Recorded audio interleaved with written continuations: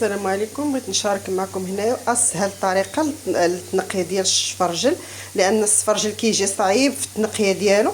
واحد الطريقه سهله ماهله، كنشدو هكا السفرجل، كنشدو كنغسلوه مزيان بواحد الشويته مزيان وكنعقموه، ومن بعد كنشدو شي هكا شي طنجره وكنديروا فيها الماء حتى كيغلى مزيان، وديك الساعه كنلوحوا فيها الحبه ديال السفرجل هكا صاينه، كنلوحوها وكنخليوها تغلى تقريبا واحد هكا ماشي 3 دقائق ولا 4 دقائق صافي، وكنطفيو عليه. ملي كنطفيو عليه كنسقطروه من الماء، ومن بعد كنقطعوه وكنقيوه. وكتجي الطريقه ساهله، ما كضربي لا صبعك لا حتى شي حاجه، وكتجي ساهله ماهله وصافي. ومن بعد ديك الساعه بنادم كل واحد الطريقه باش كيعسلو.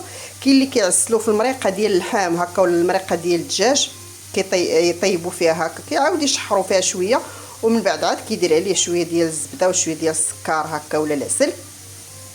اما انا الطريقه ديال التعسل كندير سنيده حتى كتذوب هكا في سميتو في شي هكا في شي مقله ولا شي، المهم شي طنجره ولا شي حاجه حتى كيذوب السكر، وكنزيد معاه واحد المعلقه ديال الزبده، وكندير فيه السفرجل هكا كنلوحو فيه، وهكا كيتعسل كيكون هكا معسل وصافي. ومن بعد كنرافقوا به الطبق ديال اللحم ولا الطبق ديال الدجاج.